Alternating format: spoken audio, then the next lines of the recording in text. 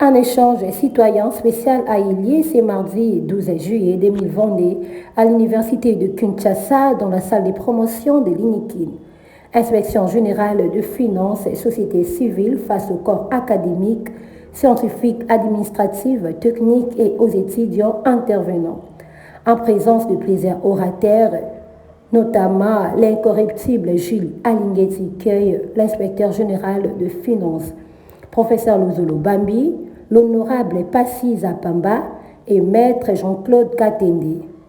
Retenons que cet échange s'est fait sous les thèmes lutte contre la corruption et les détournements des deniers publics, garantie de la bonne gouvernance et gage du développement de la RDC. Prenant la parole, l'incorruptible, l'inspecteur général de finances, Julie Alingueti Key, a martelé sur les stratégies, notamment avoir du valeur pour ne citer que cela. Suivez avec attention l'intégralité de l'échange citoyen spécial.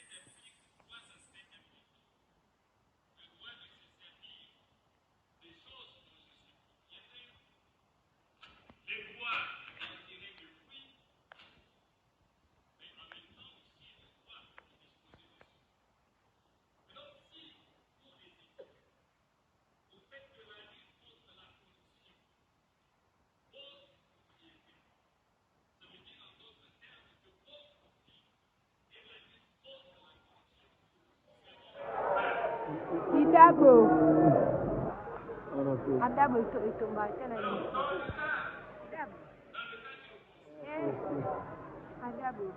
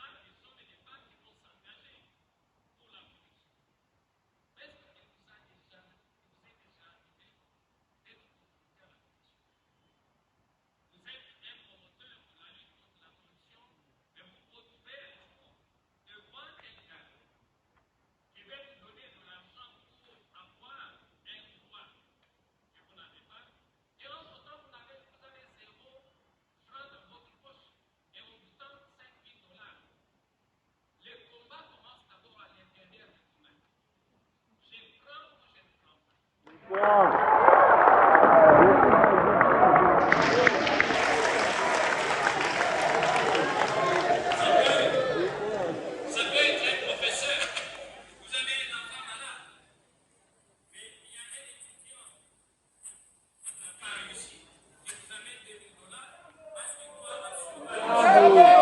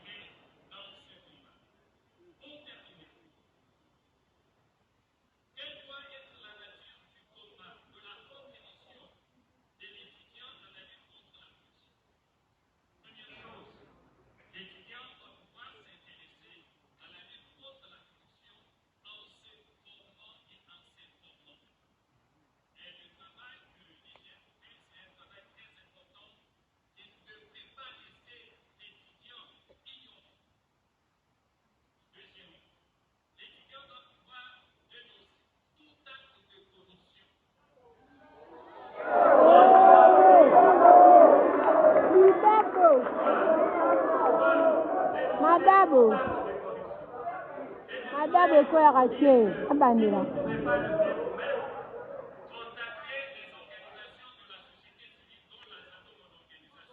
Au nom de Jésus. Tant de Dieu.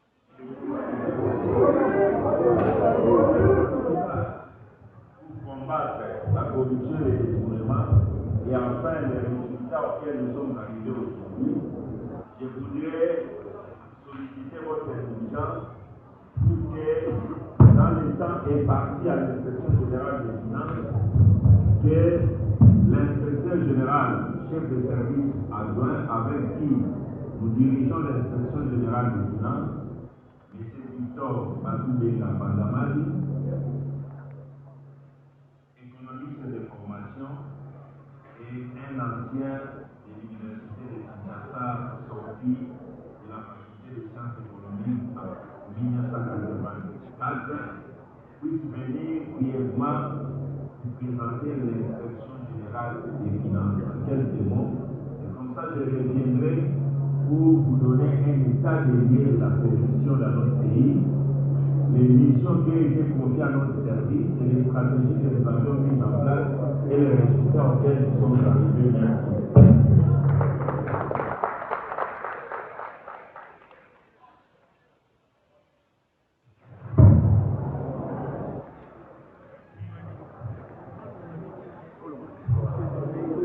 C'est toujours un plaisir de se retrouver à l'université transfrontalière.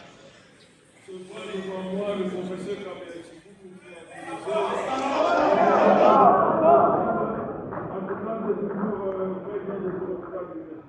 Monsieur le recteur, messieurs les membres du comité d'édition, messieurs les professeurs qui avaient servi en procès de leçons aujourd'hui, nous vous remercions en tout cas pour l'attention que vous avez bien voulu apporter à l'inspection de la République. La première chose que j'aimerais préciser pour que vous puissiez mieux connaître l'inspecteur général des finances, tout le monde a appelé le chef de service inspecteur général des finances.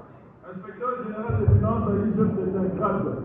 Lui, sa fonction, c'est inspecteur général des finances, chef de service.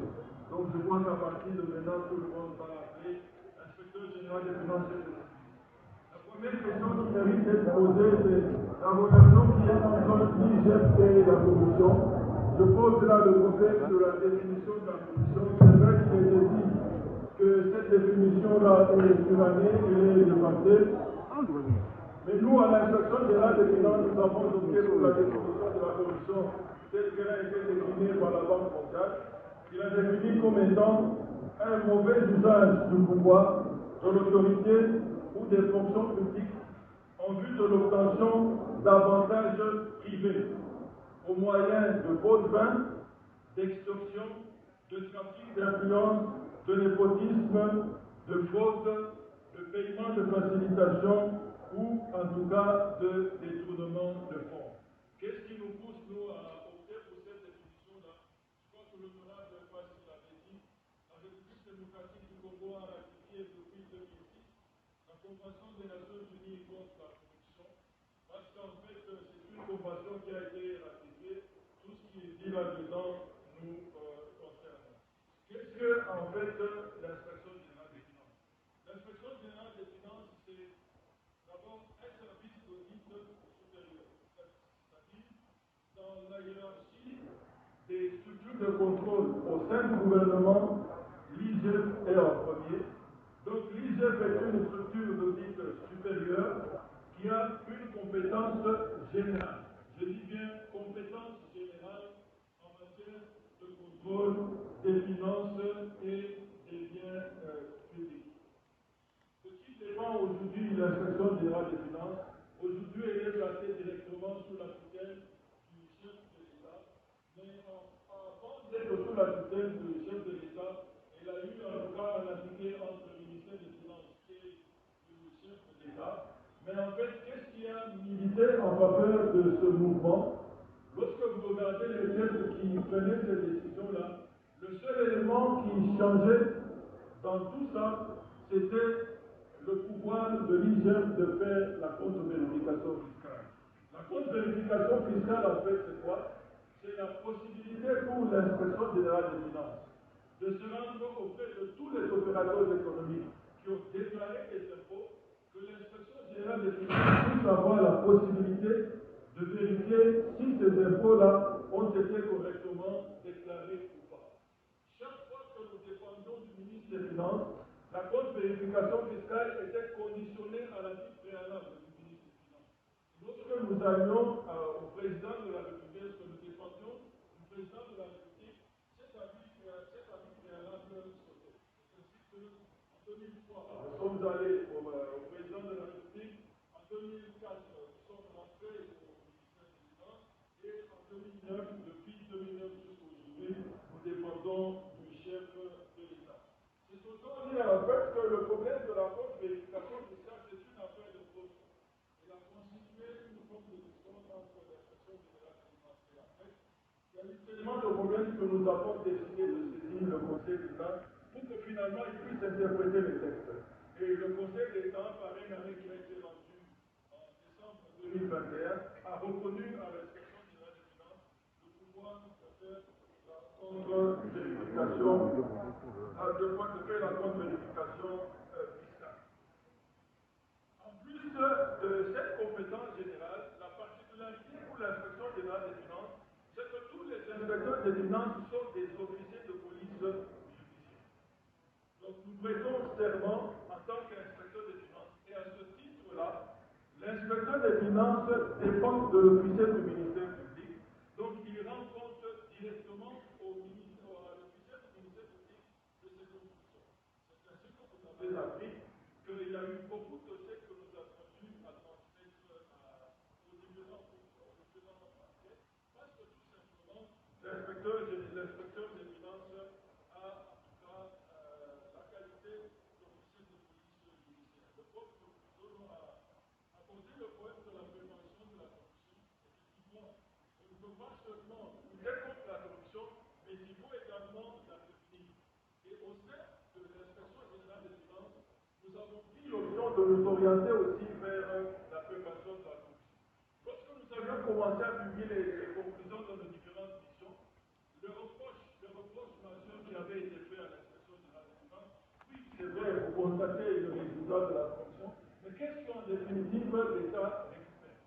C'est vrai que la récupération des fonds disponibles dépend de la justice, mais nous nous sommes dit, pourquoi est-ce que nous ne pouvons pas aussi mettre l'accent sur la prévention de la corruption? C'est ce que vous avez appris et que nous appelons la patrouille financière. Parce qu'il a été constaté que les structures privées sont toujours gérées de manière efficace que les structures publiques. Et la particularité des structures privées, c'est qu'elles possèdent ce qu'on appelle la cartographie des risques. C'est-à-dire qu'elle analyse dans tout son fonctionnement quels sont les risques possibles qui peuvent le conduire à l'accomplissement. Et cette notion de cartographie des risques a été intégrée dans les finances publiques. C'est ainsi que depuis 2011, dans la loi relative aux finances publiques, nous parlons de la gestion axée sur les résultats. Dans la gestion axée sur les résultats, l'accent est mis sur le risque. Et le risque est saisi au niveau de trois composants. C'est d'abord la probabilité qu'il puisse survenir. En tout cas, ensuite, l'impact. Lorsqu'on fait une cartographie des risques, on sait identifier quelles sont les zones à risque où les fonds publics peuvent être dilapidés. Et ceux qui ont étudié là-bas, ceux qui ont analysé la corruption en profondeur, on dit en fait que la corruption rapporte à trois sommets. Le premier sommet, c'est la pression. C'est tout le monde qui subit la pression pour avoir de l'argent.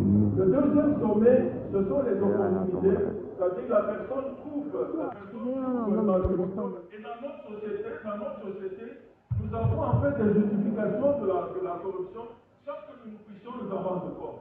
Des expressions comme Yom Tov Saboko. Généralement, lorsqu'on prononce Yom Tov Saboko, on est en train de justifier un acte de corruption.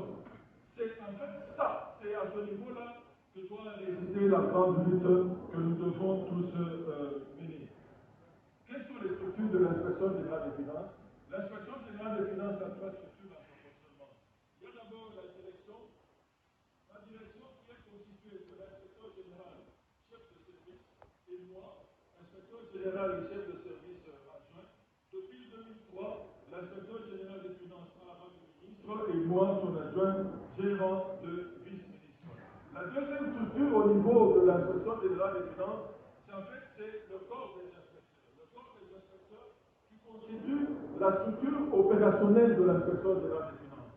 Et le corps des inspecteurs des finances est divisé en plusieurs états. Mais parlant particulièrement de la prévention de la corruption, c'est en fait la brigade d'audit qui a été mise en œuvre parce qu'elle doit en fait participer à la rationalisation des méthodes de travail.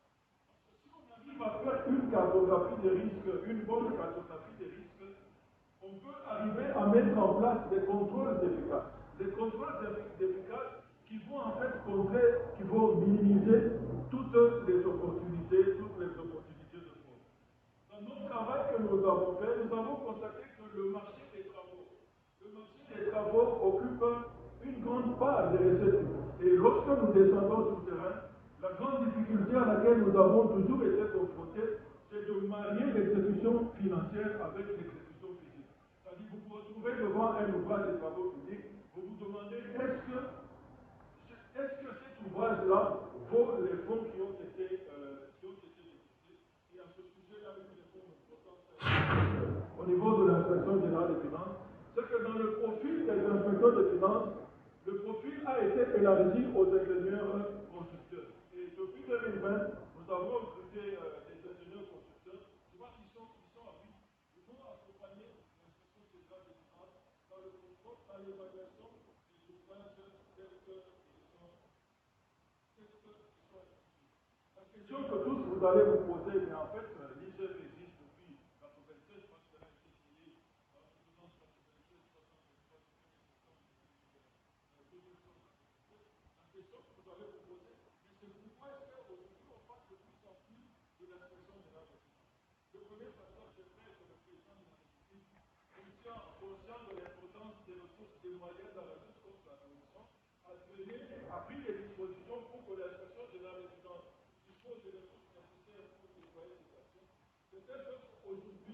nous sommes capables de supporter les inspecteurs des finances en mission à l'intérieur du pays, en tout cas sans qu'il y ait une intervention extérieure. Ça, c'est le premier facteur. Le deuxième facteur, qui a été évoqué par Pascal Benoît également, c'est que la RDC a ratifié la Convention des Nations Unies pour la Convention des Nations Unies contre la corruption. Et lorsqu'il y a une convention, il y a des obligations qui incombent aux États partis. Parce que la RDC est état partie à la Convention des Nations Unies, il y a au niveau des articles 10 et 13 certaines obligations qui nous reviennent. Et parmi ces obligations, on peut citer premièrement l'obligation de publier les informations concernant la corruption. Deuxième obligation, faire participer des personnes qui n'appartiennent pas au secteur public à la lutte contre la corruption. Et dans ce cas-là, il faut situer l'échange citoyen surtout. Troisième obligation, respecter, promouvoir et protéger la liberté de rechercher, de recevoir, de publier et de diffuser des informations concernant la corruption. Donc nous devons les publier, sauf que la Convention a sorti de deux conditions importantes. La première condition importante, c'est que c'est le respect de la dignité de l'individu. En tout cas, si vous allez dans toutes les publications que l'inspection générale des finances a faites des résultats de ce contrôle, à aucun moment on a cité le nom des individus. Et le cas le plus patent, c'était également lorsque nous avons posté sur le site de l'ICER le rapport de contrôle de la CECAMI. Vous pouvez aller sur le site de la CECAMI, vous ne trouverez pas les noms des personnes là-dedans. Ce n'est pas qu'il n'y avait pas de personnes, je pense que justement, il faut respecter la présomption d'innocence en réalité. La deuxième condition dont est assortie la publication des résultats, c'est que, en tout cas, il faut que cela, que ce soit une de cause, la BC, toutes les structures soient connues du public. Et soient connues du public pour que le public ait la possibilité de dénoncer auprès d'elle, les cas de corruption ou les tentatives de corruption. C'est ainsi que c'est important de dire que lorsque nous nous déployons sur le terrain, les missions que nous initions ont essentiellement trois buts. Comme tout service de l'État, nous avons un plan d'action. Nous élaborons un programme d'action que nous faisons approuver par notre hiérarchie. La deuxième source des missions que nous effectuons au niveau de l'inspection générale des finances, en fait, ce sont les dénonciations. Les dénonciations, il y a beaucoup de missions que nous initions à cause grâce aux dénonciations qui sont faites. Et la troisième source des missions que nous effectuons, ce sont les réquisitions des autorités politiques, judiciaires et administratives. Lorsque nous avons parlé avec le recteur a dit pourquoi est-ce que l'ICEF ne peut pas venir? L'ICEF ne peut pas venir pour auditer les finances de l'Université de Kinshasa. C'est une réquisition d'une autorité administrative. Je sais que ce service reviendra dans la suite. Mais les plus importantes, je peux juste donner l'exemple du centre des impôts de Lubumbashi. Le centre des impôts de Lubumbashi, au mois d'avril de l'année dernière, avait pour l'assignation de délai 100 milliards de francs. Il devait mobiliser 100 milliards de francs. Mais l'inspection générale des finances, depuis le mois de janvier, nous avons déployé des inspecteurs partout, notamment au centre des impôts de Lubumbashi. Tout ce que les inspecteurs ont fait, c'est demander aux agents des impôts, donnez-nous tous les documents fiscaux, des contribuables les plus importants. Tout ce qu'ils ont fait, c'est on a pris les statistiques, on a fait les extrapolations, on a pris les évolutions. Tout ce qu'ils ont fait, c'est analyser tous les documents fiscaux à la disposition de ces pays. Alors, avant le 30 avril, parce que c'est le jour à continuer les gens, ils ont communiqué aux contribuables les plus importants. Ils ont dit, cette année, vous devez au minimum déclarer ce montant. Si vous ne déclarez pas, l'inspection générale des finances en cause de vous. Quel a été le résultat? Le centre des impôts de Lubumbashi a mobilisé 600 milliards. 100 milliards d'assignation et puis 600 milliards de réalisation.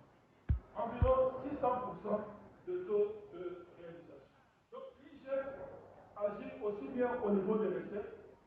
En ce qui concerne les recettes, une des présentations les plus importantes, c'est ce que les miniers dans les TVA. Puisque nous avons des crédits TVA importants, que l'État soit renforcé.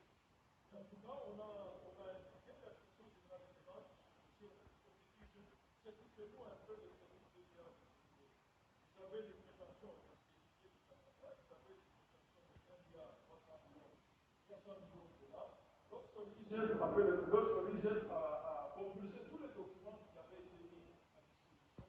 Ce stock-là a été amené de 1,3 milliard à 900 millions. Donc il y a 400 millions d'économies. La compte vérification dont je vous ai parlé tout à l'heure, l'IGF ne veut pas trop s'impliquer dans la compte vérification. Parce que nous ne voulons pas que la compte vérification fiscale contrôle le cours de processus. Mais néanmoins, en 2021, en termes d'homme-jour, la compte vérification fiscale n'a occupé que 6% des ressources de l'IGF.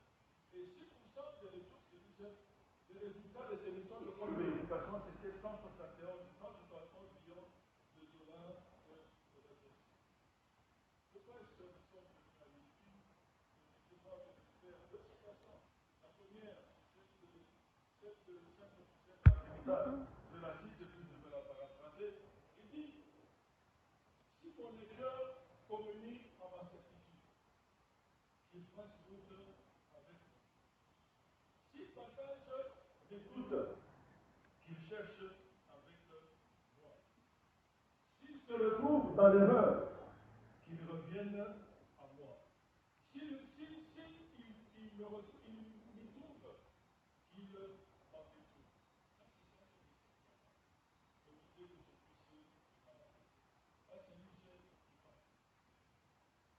Celui qui partage les conclusions de l'inspection générale des finances, à ceux spécial de la lutte contre la corruption. Fasse route ensemble avec l'inspection générale des finances. S'il partage ces conclusions en ce qui concerne la lutte contre la corruption, qu'elle marche avec elle.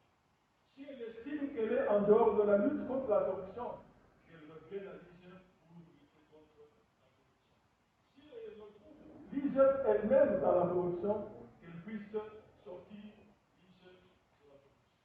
Et enfin, pour ceux qui sont chrétiens, je vais paraphraser Esdras Isra. On a dit 9 fois.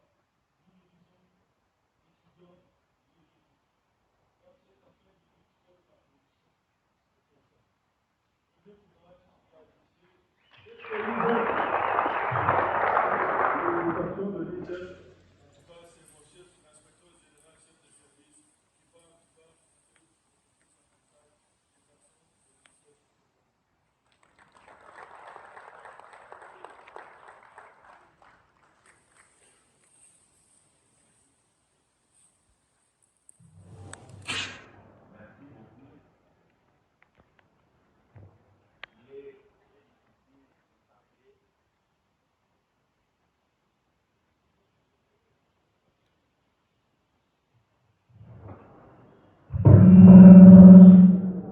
Je disais qu'il est très difficile de parler après un temps d'orateurs aussi éloquents qui ont parlé de la corruption et des détournements des deniers publics.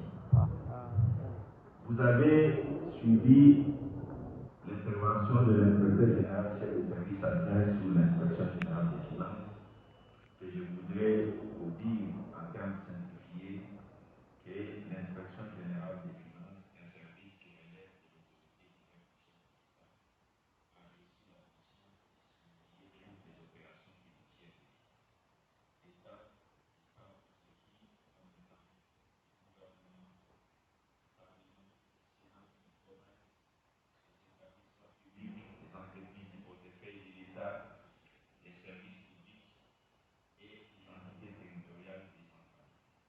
Voilà brièvement la mission que nous avions de surveiller toutes les opérations financières de l'État et de nous assurer qu'il y a régularité.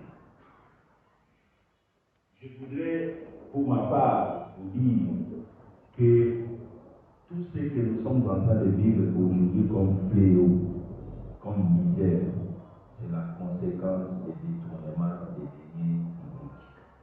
Si nous sommes aujourd'hui sans zéro, sans les hôpitaux, sans de bonnes infrastructures, soyez rassurés que ce sont les détournements des deniers publics et la corruption qui nous ont amenés à cet endroit. Je voudrais également que vous soyez rassurés que vous n'avez pas d'avenir dans un environnement aussi corrompu. Notre engagement ferme dans la lutte contre la corruption et les détournements des deniers publics, c'est tout simplement l'engagement d'un parent qui voit ses enfants rester dans un environnement aussi néfaste, où c'est le plus fort qui fait sa loi, où on ne sait pas comment on est engagé pour travailler, où on ne sait pas comment se retrouver. Voilà notre engagement. Je n'aimerais pas laisser mes enfants, je n'aimerais pas laisser mes jeunes frères, je n'aimerais pas laisser cette génération dans cet environnement aussi pourri. Si nous ne nous mettons pas ensemble tous pour combattre les détournements des deniers publics et la corruption, le pays ne va que s'enfoncer. Nous n'avons aucune chance. Voilà pourquoi nous devons être debout. Détrompez-vous.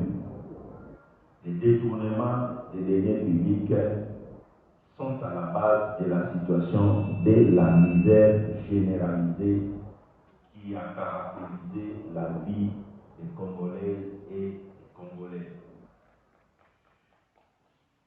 J'aimerais rapidement vous donner les conséquences afin que vous puissiez comprendre l'état des lieux de la corruption et des détournements, les missions que nous avions eues pour combattre ces phénomènes, les stratégies que nous avions mises en place et les résultats auxquels nous sommes arrivés.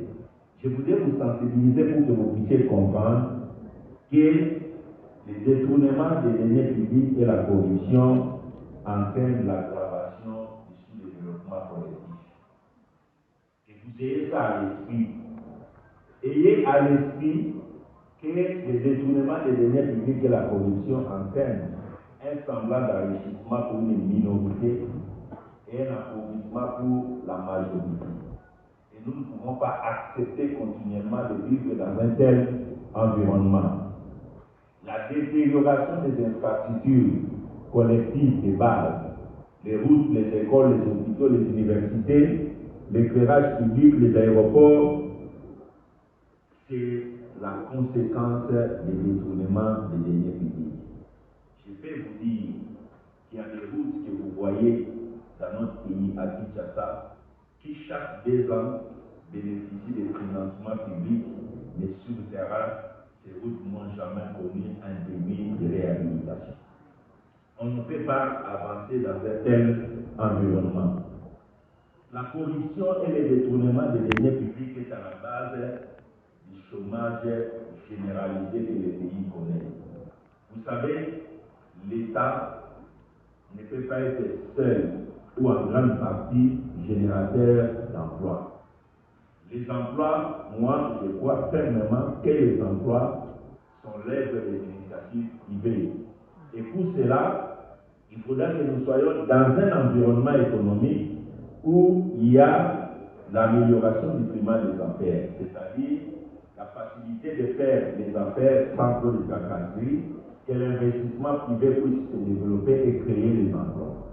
Dans un environnement corrompu, où les opérateurs économiques ne savent pas comment avoir un marché public.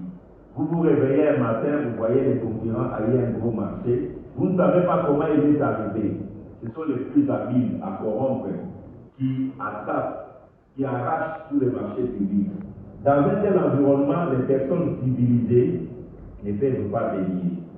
Et la conséquence, nous avons l'aggravation du chômage parce que vous n'aurez pas de véritables investissements créateurs d'emplois.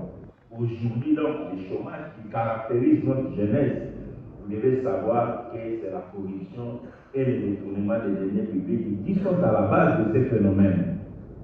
La corruption et le détournement des deniers publics entraînent une perte de crédibilité internationale.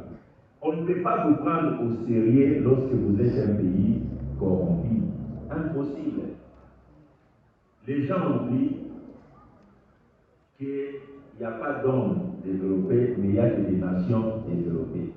Vous pouvez être les Congolais les plus corrompus avec beaucoup d'argent, Mais vous vivez un phénomène un jour devant les services d'immigration face à un huissier sud-africain, américain, mais avec son passeport américain sud-africain. Il a plus de considération que vous, un huissier congolais avec un passeport diplomatique. Parce que vous êtes issu d'un pays corrompu, un pays qui n'a pas de crédibilité sur le plan international. Autant de choses qui doivent nous révolter. Nous ne pouvons pas rester dans cet état. Le détournement des deniers publics et la corruption a entraîné la baisse du niveau de l'éducation dans notre pays. Comment on peut investir dans l'éducation? Comment on peut mettre les moyens dans l'éducation si nous sommes dans un environnement de corrompus, dans un environnement où, à la longueur de la journée, les gens ne font que détourner les deniers publics? La corruption et le détournement des deniers publics a entraîné dans ce pays la normalisation de l'immoralité. Ce qui est grave, nous avons même été amenés à applaudir les corrompus, jusqu'à les amener à les mettre sur le chiffon et à les transporter. Et nous avions fait alors la culture de l'antivaleur, en oubliant que ces personnes-là sont en réalité celles qui sont à la base de la situation misérable que nous sommes en train de vivre. Les détournements des deniers publics et la corruption sont véritablement des fléaux. Nous devons nous investir. La corruption et les détournements sont qualifiés des antivaleurs. Et pour les combattre, il faut disposer des valeurs. Le Congo n'a pas manqué de compétences, mais nous avions manqué de valeurs. Il y a des gens compétents qui sont sortis des universités, qui ont la matière, mais ici j'ai appris science sans conscience. Nous avions produit des gens compétents, mais des gens sans valeur. Moi, je me demande parfois comment des gens qu'on considérait avec la tête qu'ils avaient comme des gens qui pouvaient être des gens importants pour le développement du pays, se sont transformés en prédateurs et ont réduit au fait l'espoir de tout un peuple à se relever. Je peux vous dire que le détournement des deniers publics que notre pays a connu entre 2010 et 2020 restera historique. Historique. Des gens qui ont été totalement pris en charge par l'État congolais pendant leurs études. On l'a dit ici, sans payer les minérales à l'université. Ils ont bénéficié des bourses de l'État. Certains ont été logés ici, gratuitement, ont mangé gratuitement. Et à l'époque, nous avions qualifié nos aînés, nos professeurs, qu'ils nous ont sacrifiés. Nous avions dit que nous sommes des générations sacrifiées. Mais nous avons fait pire. Nous avions fait pire. Ce que nous avions fait, le détournement qui a été constaté restera historique. Dans l'histoire de notre pays, on n'a jamais détourné de cette manière-là. C'est comme si les gens détournaient en concurrence. C'est ça en fait la réalité. Et vous devez savoir, le détournement des deniers publics est une forme de délinquance. Le détournement des deniers publics est une forme de banditisme. Le détournement des deniers publics est une forme de criminalité. Délinquance, criminalité, banditisme qui s'exerce avec barbarie, avec agressivité. C'est un phénomène terrible. Et parfois, nous avons un rêve. Nous qui travaillons dans ce domaine, nous avons un rêve. Comment comprendre des gens qui se tiennent debout, qui tiennent des discours. Et parfois, ces gens, quand ils vous parlent, vous avez affaire, vous croyez avoir affaire à des gens sérieux, alors qu'il s'agit de véritables bandits, de véritables criminels, de véritables responsables. C'est mon point de vue. Quand on a commencé ce travail, quand on rencontrait 10 gestionnaires publics transformés. Excusez-moi d'être aussi direct. Quelle irresponsabilité, quelle inconscience pour tout un pays, quelle inconscience. Les gens considéraient que c'est leur droit, arriver aux affaires, de considérer que les fonds publics, c'est leur argent. Nous devons nous lever. Nous devons nous lever pour combattre les détourneurs, pour combattre ces délinquants financiers, pour combattre ces bandits financiers, pour combattre ces criminels financiers, notre survie à tous et l'avenir de nos enfants en dépend. Bien sûr, il y a eu quand même des personnes honnêtes que nous avions rencontrées, des personnes de valeur. Je ne dis pas que tous ceux qui sont passés n'étaient pas des gens de valeur. Il y a eu quand même des gens de valeur que nous avions rencontrés, mais généralement, nous ne sommes pas sérieux. On se demande comment les gens qui tiennent des discours publics aussi sérieux, aussi captivants, peuvent être des prédateurs à ce niveau-là. Comment ils peuvent être prédateurs jusqu'à ce niveau-là? Vous savez, je vous ai dit, pour combattre le détournement et la corruption, il faut disposer des valeurs. Il ne faut pas suivre les discours, il faut disposer des valeurs. Dans ces pays, plusieurs fois, on a fait des discours de lutte contre la corruption. On a prétendu qu'on a dans les programmes politiques qu'on lutte contre la corruption. Moi, j'ai 34 ans d'expérience dans la lutte contre le détournement des deniers publics à l'inspection générale des finances. C'est pour moi une période historique parce que c'est la première fois que je vois une volonté politique exprimée et une volonté politique réelle. Le combat que nous menons aujourd'hui à l'inspection générale des finances pour lutter contre le détournement des deniers publics ne pouvait pas être possible s'il n'y avait pas une volonté politique de la part du chef de l'État. Et nous menons parce que nous avons placé. Je disais, le combat que nous menons aujourd'hui ne pouvait pas être possible, ni c'était la volonté politique du chef de l'État. Nous avions placé notre curseur plus haut. Nous avions compris qu'il faut aller plus haut, monter vers le gouvernement, monter vers les grands gestionnaires publics pour combattre ces fléaux. Parce que longtemps, on nous a fait comprendre, on a voulu nous dire que la corruption était le fait des fonctionnaires qui demandent $10 pour divers quel document, les faits des policiers, c'est une forme de corruption, mais le vrai problème se trouve plus haut. Il faut regarder plus haut, commencer par là, pour que nous espérions que petit à petit arriver à la solution. S'agissant de l'état des lieux de la corruption dans notre pays, je voudrais vous donner rapidement 3 éléments essentiels. Le premier élément, c'est la traçabilité de la dépense publique. En fait, la traçabilité de la dépense publique, c'est qu'est-ce qui arrive à l'objectif final lorsqu'on sort les fonds publics. Lorsqu'on sort $100 de l'État pour un usage public, qu'est-ce qui arrive réellement à destination? Qu'on ne vous trompe pas, la corruption est dans tous les environnements du monde. Les pays les plus modernes en matière de lutte contre la corruption sont aujourd'hui à 80%. C'est-à-dire, ils sont à 80% dans la bonne gouvernance, il y a 20% de corruption. Et les pays les plus modernes aujourd'hui sont des pays scandinaves. En tête, Danemark, Finlande, suivi de l'Australie, les États-Unis, ils sont à 70%, donc il y a 30% de corruption aux États-Unis. La France, il y a 60%, donc il y a 40% de corruption. Les Émirats arabes sont à 55%, donc il y a 45% de la corruption. C'est-à-dire quand on sort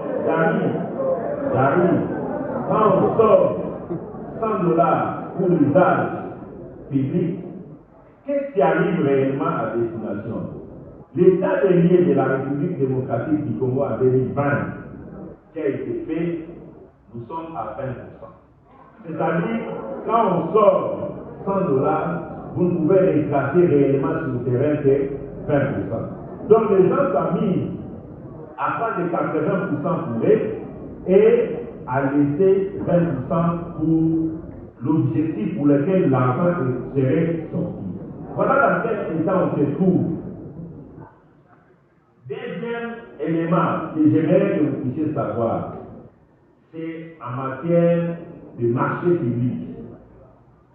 En 2020, quand nous faisons l'état des lieux,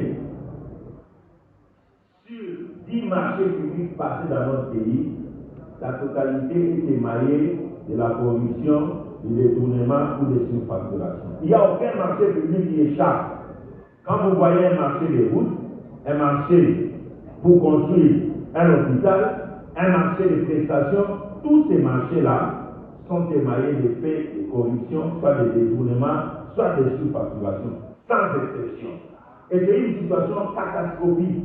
Et quand vous tenez compte de la traçabilité de la dépense publique qui est à 20%, c'est-à-dire même si on vous sort 10 millions pour faire une route, rassurez-vous qu'il y a que 2 millions que vous pouvez faire une route. Et 8 millions devaient prendre une destination inconnue. Voilà l'état dévié de la corruption en 2020 dans notre pays. C'est pour cela qu'on a dit ici, on a été classé parmi les 8 meilleurs pays les plus corrompus du monde. Nous, il fallait faire un effort pour sortir de cette situation. Troisième élément que je voulais que vous ayez en tête, c'est en fait le coulage des recettes publiques. Sur ce volet, j'ai toujours demandé pardon au professeur Mouzoun. Je l'ai dit en privé à ce modèle. Quand il me disait que les Congo perdaient 15 milliards de dollars par an de fait de coulage des recettes, moi je ne croyais pas. Moi je ne croyais pas. Mais quand j'ai commencé à travailler en 2020, ce que j'ai vu, c'était incroyable. Et je peux vous dire, le niveau de mobilisation des recettes de notre pays en 2020, on était au maximum à 25%. Donc, ce que nous avons comme mobilisation des recettes publiques qui arrivent au budget de l'État, on était à moins de 25%. Ça signifie que 75% des moyens de l'État qui devaient être mobilisés pour l'intérêt commun prenaient une autre destination. Voilà un tableau. Comment voulez-vous que vous puissiez arriver à un développement dans un pays où, de 2010 à 2020, les budgets n'étaient qu'au maximum à 4 milliards de dollars américains? Ça, c'est le maximum. Et dans les 4 milliards, vous avez au moins 3 milliards destinés à la paye des fonctionnaires de l'État. Et il y a 1 milliard qui reste pour l'investissement et pour le fonctionnement. Et si vous intégrez la traçabilité de la dépense publique de 20%, c'est-à-dire sur les 1 milliard qui reste, les gens prenaient 800 millions, et c'est 200 millions qui restaient pour l'ensemble de la République, pour faire les routes, pour faire les écoles, et pour faire fonctionner l'État. Voilà un peu la situation. Comment voulez-vous que vous puissiez vous développer? Comment voulez-vous avoir des routes, des hôpitaux, des écoles dans cet environnement? 200 millions pour l'ensemble des 26 provinces de la République démocratique du Congo. Qu'est-ce que vous alliez faire? Je vous donne ces éléments pour que vous puissiez comprendre l'état dédié de la corruption dans notre pays, qui est un phénomène endémique, un phénomène qu'il faut à tout prix combattre. Et face à cet état dédié, il y a des missions en 2020 qui ont été confiées à l'inspection générale des finances, avec les autres services appelés à lutter contre la corruption et le détournement, à savoir l'APC, l'Agence pour la prévention et la lutte contre la corruption. Il y a le CNRS, la cellule nationale, la cellule nationale financière qui lutte contre le blanchissement des deniers publics. Donc, tous ces services appelés à lutter contre les détournements et la corruption ont eu cette mission, sans oublier la justice congolaise. Tous ensemble, de lutter contre ces phénomènes, enfin, de donner petit à petit la chance à notre pays de relever la tête. En ce qui concerne l'inspection générale des finances, il nous a été demandé comme mission de mettre en place la patrouille financière. Mon adjoint a expliqué ici. La patrouille financière, en fait, c'est une opération que nous avons mise en place à l'inspection dans les finances pour surveiller tous les points chauds de la République. Les gouvernements, les entreprises, les provinces, là où il y avait des grandes opérations financières de l'État. La particularité de la patrouille financière avec les contrôles traditionnels, c'est quoi? J'en profite pour les dire. Les contrôles qu'on faisait traditionnellement, c'est les contrôles a posteriori. C'est-à-dire, on laisse les gestionnaires gérer, ils rendent les comptes et nous venons vérifier les comptes. Donc, comme on est en 2022, on avait la possibilité de vérifier les comptes de 2021 rendus par les gestionnaires. Là-dedans, vous constatez qu'il a déjà volé, il y en a qui ont déjà disparu, il y en a qui sont déjà ailleurs, et on ne faisait que constater les dégâts. Et face à toute la procédure judiciaire à laquelle nous sommes soumis pour déférer ces gens en justice, on était face à l'inefficacité. Voilà pourquoi, dans la partie financière, nous avons défini une nouvelle stratégie. On dit, nous ne pouvons plus venir contrôler pour constater les dégâts. Nous passons à un niveau de contrôle qu'on appelle les contrôles concomitants, c'est-à-dire les contrôles qui se font au même moment que les actes de gestion sont posés. Et ces gens ont crié, se sont élevés à dire, ah non, on doit nous laisser gérer pour venir nous contrôler, pour venir constater les dégâts. Nous avions dit, ton pied, notre pied. Si comme l'acte de gestion, nous vérifions l'acte de gestion.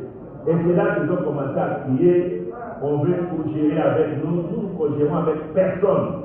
Nous voulons seulement prévenir que les actes de détournement ne se commettent plus en cascade. Voilà pourquoi nous sommes passés au contrôle concomitant, qui est un contrôle qui se fait au même moment que les actes de gestion sont posés. Donc nous avons quitté les contrôles a posteriori, où on venait constater les dégâts pour le suivre pas à pas. C'est tout ce que vous entendez chaque jour. On a poursuivi tel point à tel endroit. Nous poursuivons ça à temps réel. Si nous sommes en retard, c'est 2 ou 3 jours. Mais là, nous avons l'occasion de récupérer l'argent. Nous avons l'occasion de récupérer, nous récupérons. Sans vous citer les occasions que nous empêchons beaucoup de prédations par cette méthode de la patrouille financière. Et nous l'avons placée au niveau de la Banque centrale, au niveau des frais de fonctionnement de tous les ministères, au niveau de quelques provinces, la province du Congo central, la province de Lualaba, la province du Haut-Katanga, la province du Sud-Kivu, la ville-province de Kinshasa. Nous avons placé la patrouille financière pour surveiller les actes de gestion chaque jour. Vous posez l'acte de gestion, nous examinons ça au même moment et nous vous disons non, ça ne peut pas passer parce qu'on sent la prédation. On sent ici qu'il y a un problème. Ça ne passe pas. Nous devons sauver les finances publiques, nous devons sauver l'État. On a pu constater les dégâts à la longueur de la journée. Donc je disais, nous avions mis en place la patrouille financière. Cette patrouille financière doit être soutenue parce que ça sauve l'État. Et dans cette patrouille financière, nous avions exigé la fermeté.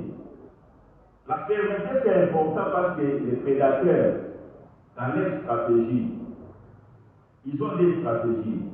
La première, c'est de vous associer à la prédation. Ils vont venir vers vous. Ils vont vous demander de vous associer.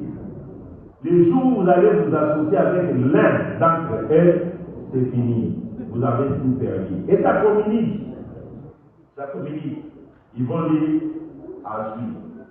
Et pas dans la vie. Et tous les autres vont comprendre que c'est fini, nous perdons la vie. La fermeté, nous ne sommes pas méchants, mais nous sommes fermes. Parce que conscients des dégâts que ces phénomènes causent dans la vie commune. Okay? Et décider d'accompagner efficacement le président de la République dans sa mission de lutter contre la corruption, nous devons être fermes. Ça, c'est la première stratégie de vous associer dans le partage du bilan. Et si vous n'arrivez pas à participer, il passe à une autre stratégie de ménage. Je vous ai toujours dit, c'est une forme de banditisme. Les voleurs, c'est un menteur. Il n'est pas différent des voleurs du marché central. Lorsqu'il a tenté de voler et que vous l'avez constaté, il peut même vous menacer. Vous n'avez jamais vu ces gens-là voler et vous menacer. En fait, ce que vous voyez là, c'est ce que nous vivons. On est menacé à la longueur de la journée parce qu'on est en train de barrer la route à la prédation. C'est un travail qui est difficile, il faudra avoir le caractère et la détermination pour donner le meilleur à la République et nous devons le faire. Deuxième mission qui nous a été donnée dans le cadre de cette situation, c'est de lutter farouchement contre les exonérations illégales. Je suis devant le milieu des étudiants. Les exonérations, en fait, sont des actes administratifs qui viennent soustraire les opérateurs économiques du champ de paiement des impôts. En 2020, quand nous avions fait l'état des lieux des exonérations, on a trouvé que notre pays perdait 1,7 milliard de dollars par an du fait des exonérations inutiles. On a donné des exonérations même à des gens qui n'étaient pas des opérateurs économiques. À un cousin, on lui donne, il met ça dans son sac et il vend. Il va vers les opérateurs économiques, il dit vous voulez importer, moi j'ai mon exonération. Mets tout à mon nom, ça sort sans payer les droits. On calcule les droits que vous devez payer et on se partage. Vous devez payer combien? 10 millions. Donnez-moi 10 millions, c'est fini. Et ces exonérations créent une situation de concurrence déloyale entre les opérateurs économiques. Et ça, c'est un phénomène qui prenait des ampleurs, qui prenait des dimensions incroyables dans notre finance publique. Et l'inspection générale des finances a eu cette mission de s'investir. Nous l'avons fait et aujourd'hui, je pense que nous avons réussi à contenir ces phénomènes. Une autre mission qui a été confiée à l'inspection générale des finances, c'est de mettre sous encadrement permanent toutes les régies financières chargées de la mobilisation des recettes. L'un des intervenants vous a cité les points chauds de la corruption. Il vous a cité. C'est avec des raisons qu'il vous a dit. Et pour commencer à récupérer petit à petit les moyens de l'État, il fallait mettre tous ces points chauds-là sous encadrement. Voilà pourquoi depuis 2020, nous sommes en permanence dans les régies financières. Tenant le fouet pour pousser les administrations fiscales à bien faire leur travail et à mobiliser suffisamment de moyens pour l'État. Donc, nous avons mis un encadrement permanent. Ce que nous sommes en train de faire comme travail, c'est une vie. C'est un aspect important. C'est-à-dire que ce n'est pas un travail que vous pouvez faire en un mois et vous quittez. Vous n'aurez aucun résultat. Si vous voulez tenir, il faut faire autant de temps que ça peut prendre. C'est-à-dire les gens qui sont dans les détournements de la corruption, qui voulaient que vous puissiez venir pour une mission de 60 jours, vous faites la mission, vous partez, il reste danser. Nous avons choisi de résister. Nous y resterons jusqu'à ce qu'ils vont changer de comportement. Quand vous voyez l'inspection générale des finances chez vous, sachez que nous venons pour 3 ans, 4 ans, 5 ans. Une mission permanente. C'est ce qui émerge également. Donc, nous avions mis tous les points de collecte des moyens de l'État sous un encadrement permanent chaque jour. Ça fait 2 ans que nous sommes là et nous y resterons tout en changeant bien sûr nos équipes de travail parce qu'on ne peut pas laisser quelqu'un pendant 6 mois au risque de se familiariser avec les prédateurs qui sont trop dangereux. Et il nous a également été demandé, dans le cadre de ce travail enfin, il nous a été demandé de redynamiser la fonction de contrôle dans tout l'appareil de l'État. Vous savez, l'homme par essence, nous avons des dérapages en nous. C'est pour cela qu'il y a des lois. Si vous ne mettez pas un contrôle, vous ne mettez pas les procédures, un contrôle ferme, vous ne pouvez pas sortir de la situation. Dans notre pays ici, la faiblesse était que les contrôleurs étaient dans la poche des gestionnaires publics. Ils ne pouvaient rien faire. Si vous demandez aux gens qui sont dans les entreprises, il y a des contrôles même dans les entreprises, les audits internes et tout. Mais la faiblesse, c'est quoi? L'audit interne dépend du prédateur. L'auditeur interne a comme chef le prédateur. Et voilà l'inefficacité. Et nous avions eu la mission de redynamiser la fonction contrôle avec fermeté. Voilà pourquoi avec cette fermeté, lorsque nous constatons des dérapages dans le cadre de la gestion publique, nous appliquons la fermeté en déférant les personnes concernées devant la justice. Il y a des gens que nous avons décidé d'arrêter sur place parce que nous en avons compétence. Lorsqu'il y a flagrance en matière de détournement des deniers publics, nous vous arrêtons sur le champ. Nous vous amenons nous-mêmes, en militaire, devant l'officier du ministère public. Il fallait cette fermeté, rétablir l'autorité de l'État en matière de contrôle. Il ne faut pas être un inspecteur comme moi à Copal. Vous êtes là, les gens n'ont pas peur de contrôle. On doit avoir peur de contrôle. C'est ce que nous avons voulu pour petit à petit remettre de l'ordre. Et face aux missions qui nous avaient été confiées, nous avions arrêté la direction de l'inspection générale des finances et stratégies. Comment arriver à remplir toutes ces missions? La première, rapidement, nous avions travaillé pour la mobilisation des ressources humaines internes. Vous savez, vous ne pouvez pas aller dans ce combat lorsque vous n'avez pas de personnes, des inspecteurs internes. Ce sont les mêmes inspecteurs qui hier ont accompagné la fédération. Il fallait maintenant les formater à un nouvel esprit. C'est ça le travail qu'on devait faire.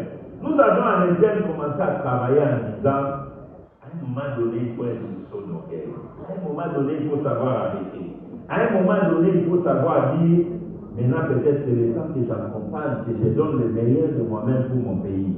Nous avons commencé à travailler en interne, en moralisant, en suscitant des valeurs qui sont capables de lutter contre le détournement et la corruption dans les finances publiques. Et par là aussi, je ne manquerai pas de dire, non pas seulement qu'il fallait inculquer les valeurs, mais il fallait également appliquer les principes. Un minimum de confort assure la vertu. Parce qu'il est impensable, illusoire, de confier la mission de lutter contre la corruption à des gens totalement dépourvus. Mais ne pensez pas que c'est le confort qui lutte contre la corruption. Non. Les personnes les plus corrompues sont les personnes qui ont beaucoup plus d'argent. Plus ils ont de l'argent, plus ils sont corrompus. D'ailleurs, il est fort, comme je vous ai dit, comme en concurrence. Il faut beaucoup détourner pour qu'on ait la considération. Les personnes que vous voyez avoir beaucoup d'argent, ce sont les mêmes personnes qui sont les plus corrompues. Donc, je disais, nous avons travaillé en interne pour mobiliser nos ressources, les mettre à l'abri des moyens, des besoins élémentaires, les conditionner moralement pour que nous allions en guerre.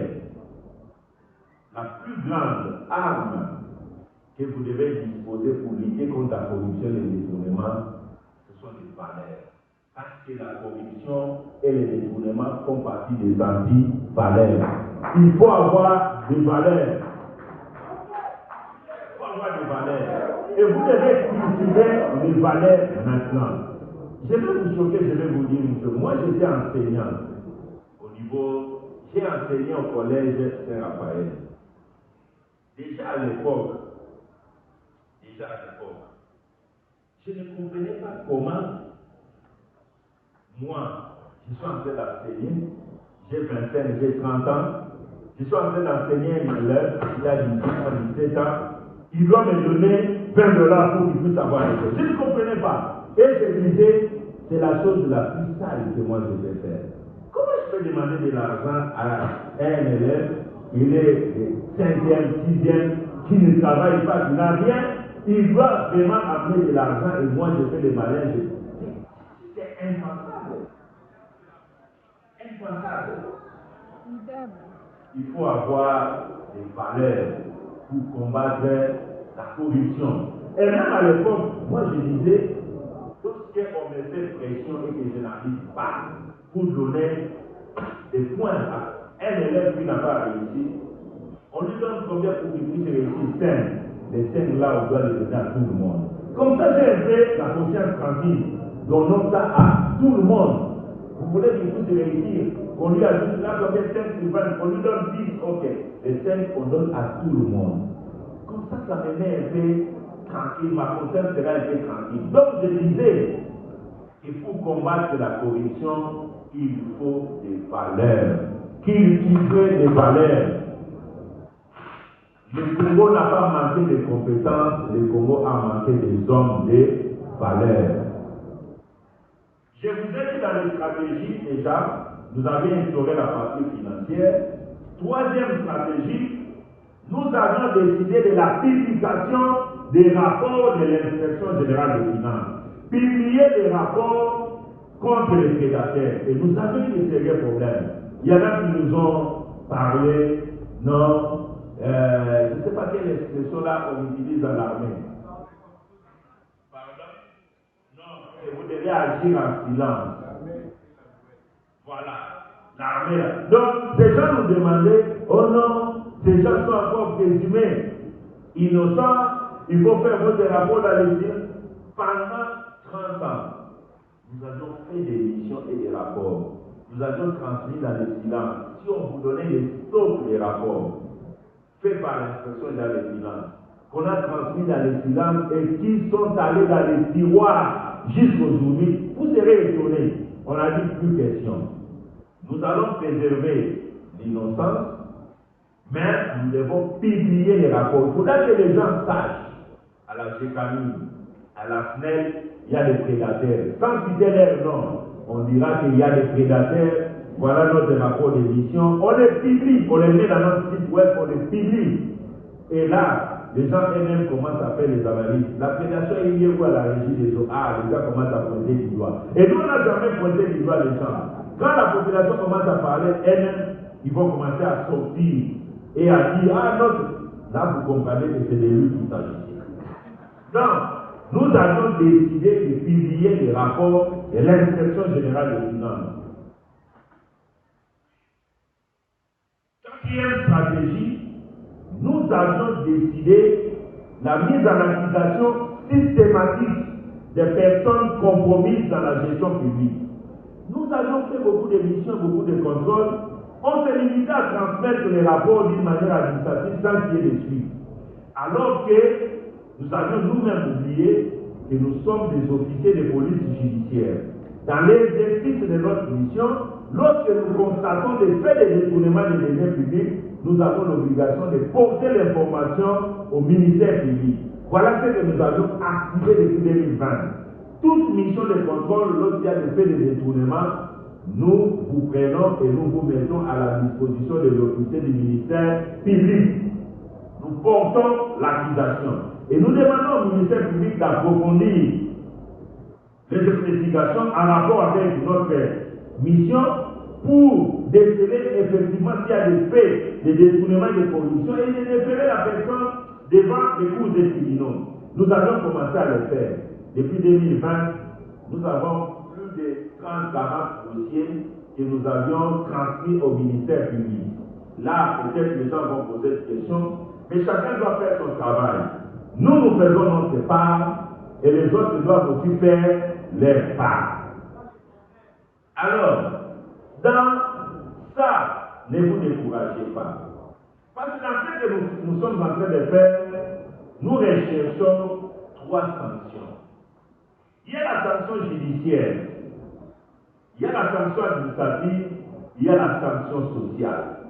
Si la sanction judiciaire ne te rattrape pas, la sanction administrative peut te rattraper. Si les deux ne te rattrapent pas, la sanction sociale ne manque pas. La réprobation sociale. Voilà les résultats. Aujourd'hui, nous visons sur les 3 volets dans nos missions, lorsqu'il y a des faits, nous transmettons à l'officier du ministère public, nous attendons la sanction judiciaire. Dans l'entretemps, nous nous investissons pour que l'autorité administrative qui défend les détourneurs puisse les sanctionner, et dans l'entretemps, nous publions les rapports pour que vous, alors vous les propriétaires des biens publics, vous puissiez activer la sanction sociale, la réprobation sociale. Vous savez, c'est une arme efficace. Moi, je dis toujours, dites à nos enfants à l'école de dire aux enfants des prédateurs, nous avions appris que son père était un colère. Pourquoi il fait ça? Dis à papa pourquoi il fait ça. Nous avions conçu même des sketchs comme ça. Rentre à la maison, demande à papa pourquoi il vole l'argent de l'État. La sanction sociale est plus dure à supporter que la sanction administrative. C'est extrêmement important. Et nous avons misé sur ça pour repousser petit à petit, pour dissuader ces prédateurs à reculer dans la gestion publique. Nous avons également comme cinquième élément, nous avons commencé à travailler pour l'appropriation de la lutte par toutes les couches sociales de notre société. C'est important parce que nous avions constaté que dans certains milieux, les gens étaient en train de faire l'apologie des détourneurs. Il fallait sensibiliser. C'est pour ça que nous sommes ici. Il fallait sensibiliser. Nous avons fait avec les artistes, nous avons fait avec les journalistes, avec les syndicalistes.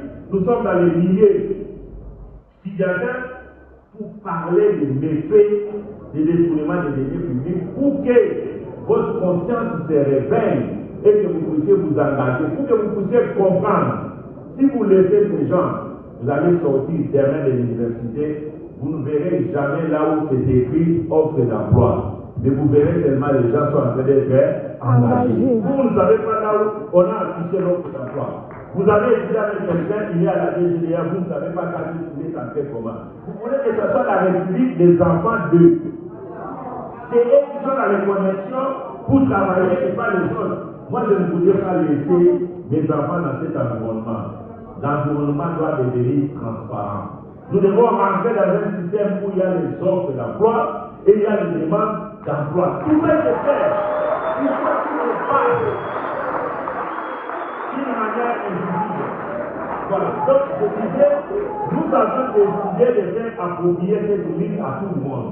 Que vous soyez informés des méfaits des détournements de la production pour que nous puissions ensemble nous investir. Croyez-moi,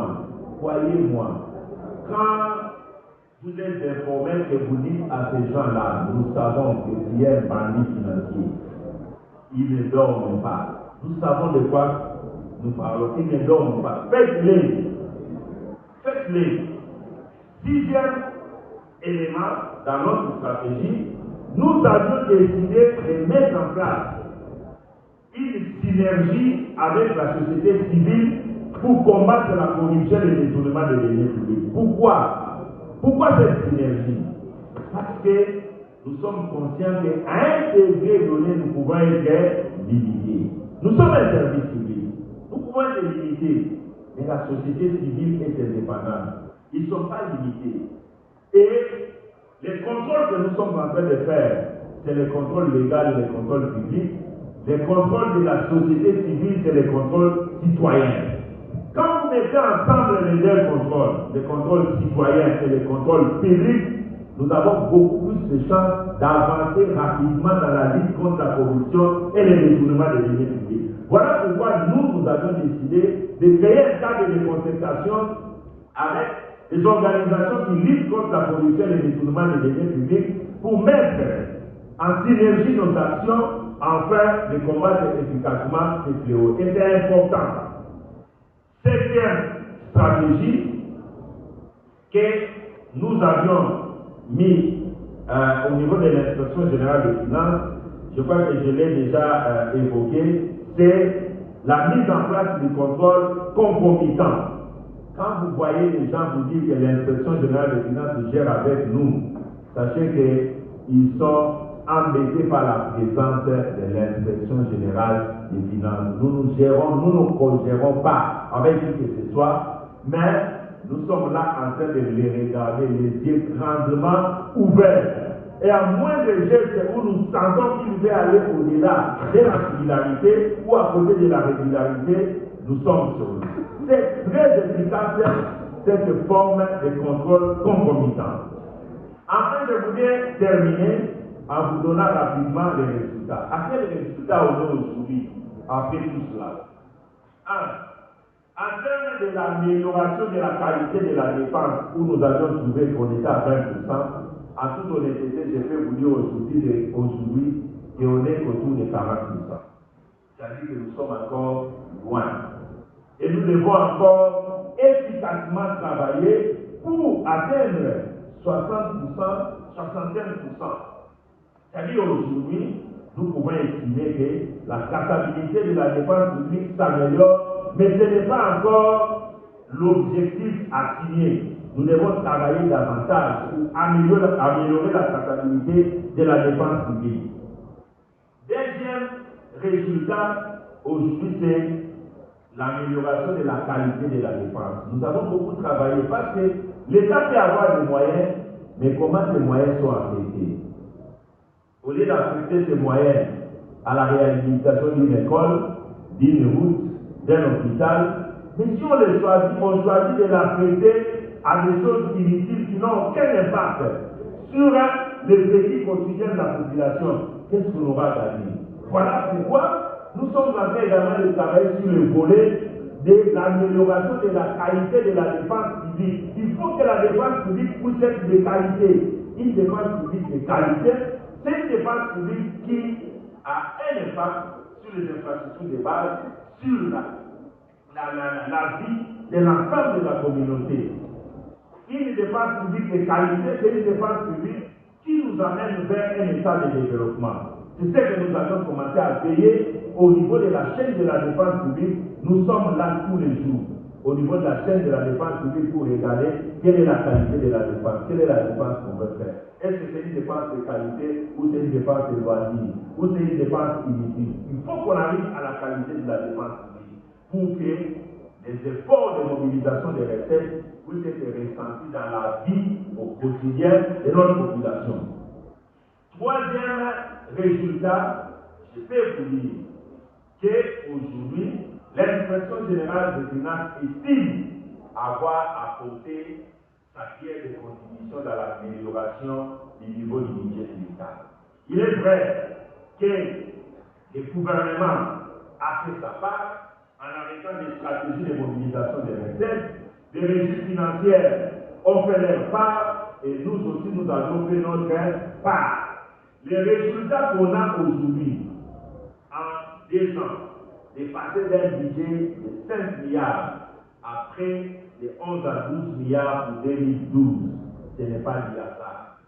Ce n'est pas du hasard. Chacun a amené sa contribution et nous, l'inspection générale des finances, nous avons également apporté notre contribution au travers de toutes les stratégies que nous avons mises en place. Je peux vous dire dans ce volet-là, partout où nous sommes en train de contrôler, vous ne pouvez pas bénéficier d'un paiement de la régie des eaux, de la SNEL, de la province, du gouvernement, de la Banque centrale, si vous ne pouvez pas que vous êtes citoyen. C'est-à-dire, si vous ne pouvez pas que vous payez les impôts. Là aussi, c'est le graissement des dents. Vous trouvez dans une entreprise des paiements, on paye 100 personnes.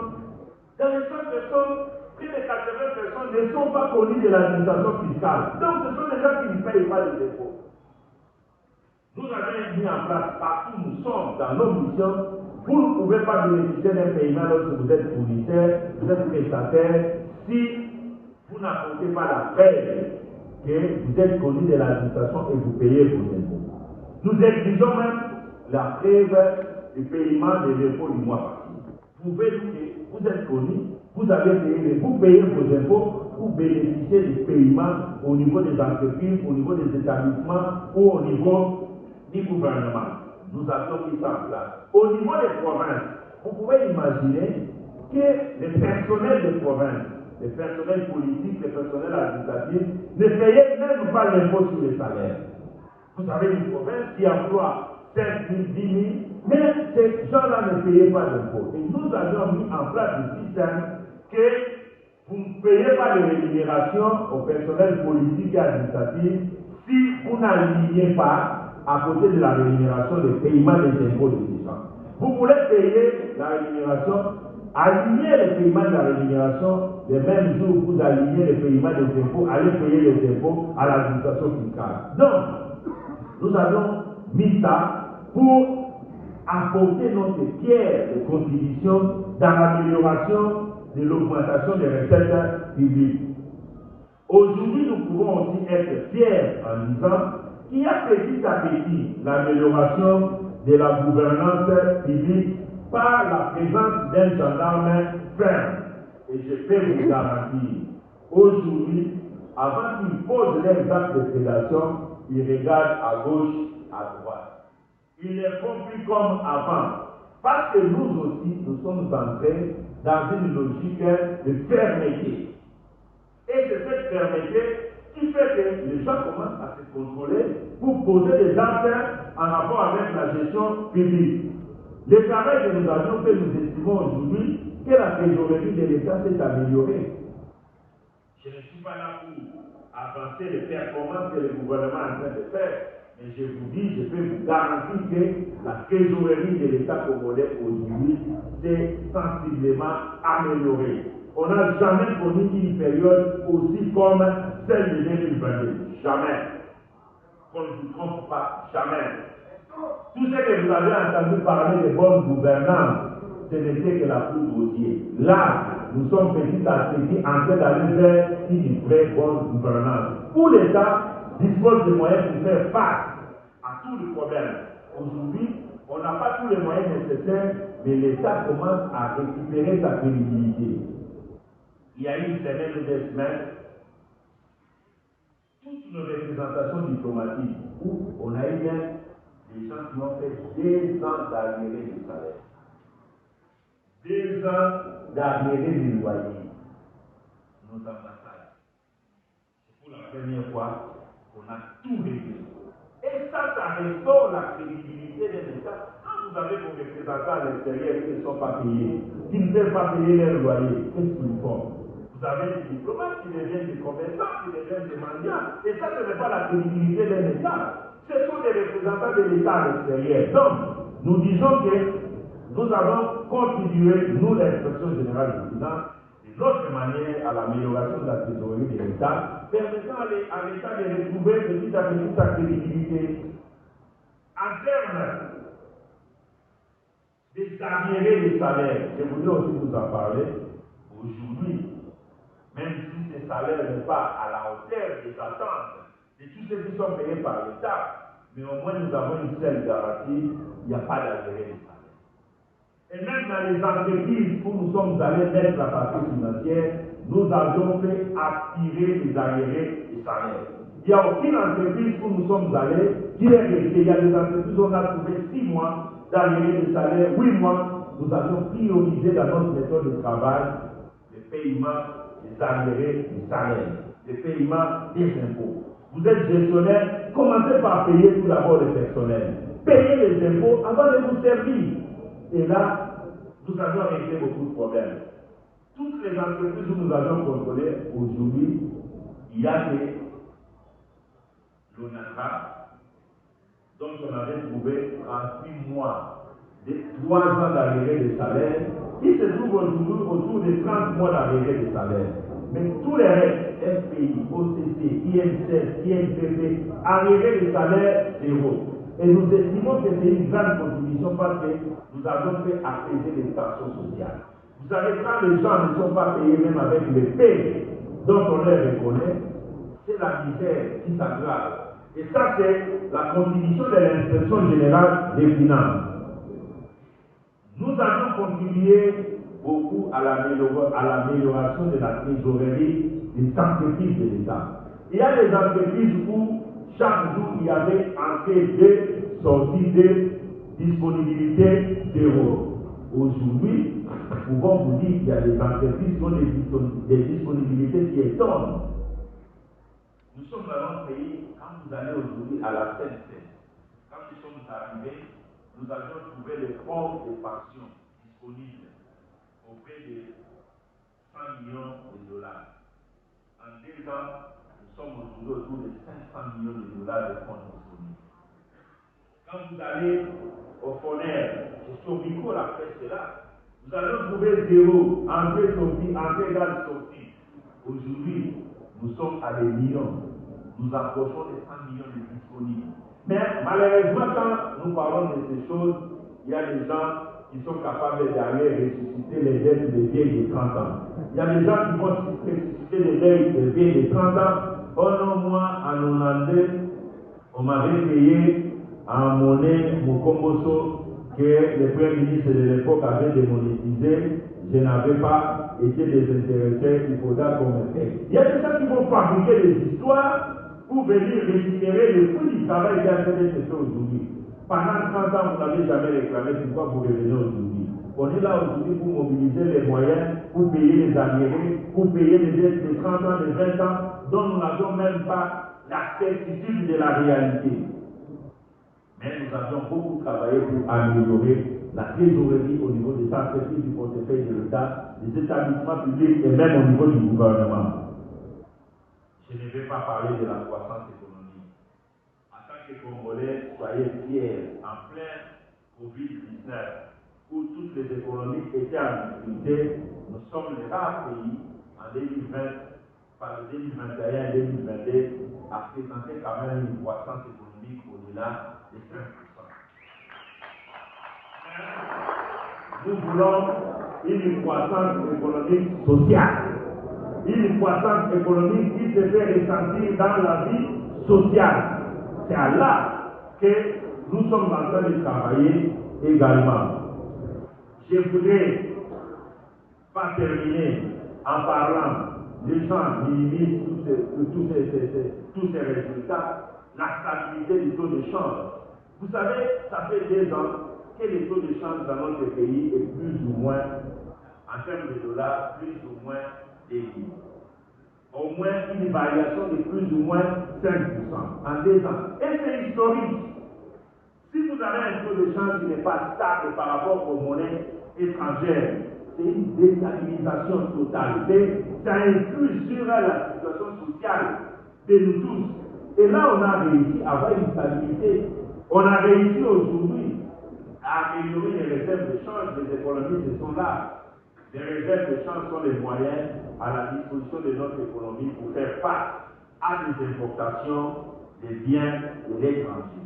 Et aujourd'hui, un pays qui n'était qu'au maximum à 800 millions de réserves de change, ce qui était l'équivalent des importations de 3 semaines, nous sommes aujourd'hui à près de 4 milliards. Donc nous avions augmenté une sécurité en termes d'importation et non aujourd'hui à 3 ou 4 mois. Ça, ce sont des résultats palpables réalisés par notre pays. Et sans oublier, quand vous attendez le Fonds monétaire de la Banque mondiale venir vous donner, ah non, nous donnons autant, c'est l'amélioration de la crédibilité internationale. Parce qu'ils savent que le niveau de mobilisation des moyens internes a sensiblement augmenté.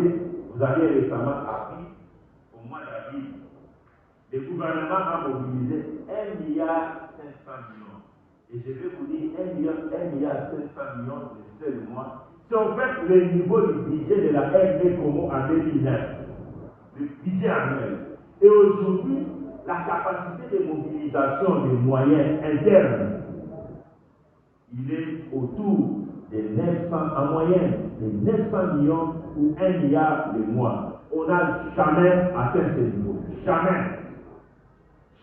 Avant 2020, on était à 250 millions, et si on fait des exploits, on est à 350 millions. Arriver aujourd'hui à faire 1 milliard et demi, ça ne relève pas du miracle. Ça relève de la détermination du président de la République, du gouvernement, à lutter efficacement contre la corruption et le détournement des deniers publics. C'est ça la réalité. Voilà, le temps nous fait défaut. Je voulais vraiment faire un appel à tous les étudiants et étudiantes de s'engager, de créer des cellules au sein des universités, des cellules de lutte contre la corruption et le détournement, d'être en synergie avec l'inspection générale des finances parce que ce problème est un problème de tout le monde. Je voudrais terminer sincèrement en saluant quelqu'un qui m'a beaucoup inspiré dans ma vie. Je dois m'en laisser de voix agréable. Il m'a dit, et c'est resté et ça a révolutionné ma manière de voir l'économie, les finances et tout ce qu'on fait. Il m'a dit ceci, le développement est un gâteau fixe que la communauté internationale se partage. De telle manière que celui qui veut agrandir sa part le sera au détriment des autres. Donc, si vous voulez vous développer, ne pensez pas qu'il y a quelqu'un qui va vous montrer la voie du développement, il faut vous battre. Et il m'a dit aussi que le marché financier international est un marché de dupes. Celui qui vous offre plus de facilités, c'est celui qui vous aime le moins. J'ai cité le professeur Kagea.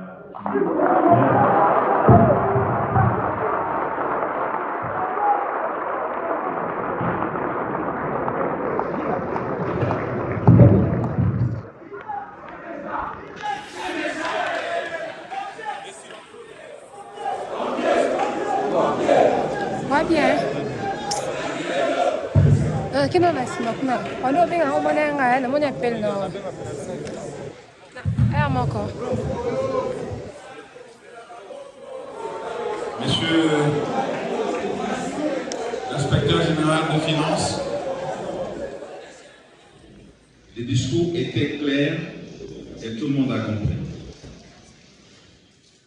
Je pense que nous sommes déjà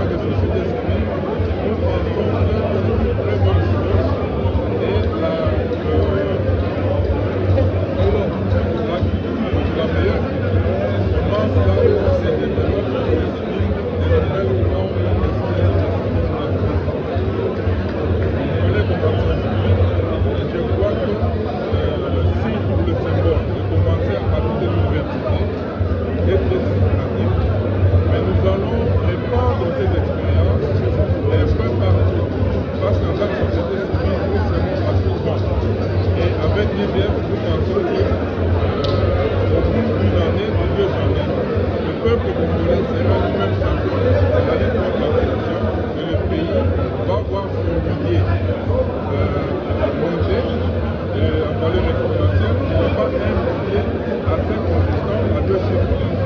Et nous souhaitons que ça nous permettra que les fonctionnaires soient payés, donc l'armée soit bien payée parce que c'est en pleine guerre pour une armée avec la lutte contre la corruption. Vous savez que les décrets de 1940 aujourd'hui apparaît comme un texte incomplet par rapport au combat sur la lutte contre la corruption. Et pour ce faire, la République démocratique du Congo a adhéré et ratifié des instruments juridiques internationaux comme le protocole de la SADC, comme la Convention de l'Union africaine sur la lutte contre la corruption, ainsi que la Convention des Nations Unies. Vous allez vous rendre directement compte qu'il faut que le peuple soit informé de la manière dont la chose publique est gérée. Et ici, en République démocratique du Congo, nous n'avons pas une loi sur l'accès à l'information. Également, les dénonciateurs doivent être protégés. En République démocratique du Congo, nous n'avons pas un texte de loi qui protège les dénonciateurs, tout comme ceux qui peuvent avoir une information sur la corruption. Et donc, nous avons pensé qu'on puisse renforcer les contextes juridiques locaux, internes, par des lois. Et c'est dans ce cadre que le réseau des parlementaires africains contre la corruption a proposé des textes de loi.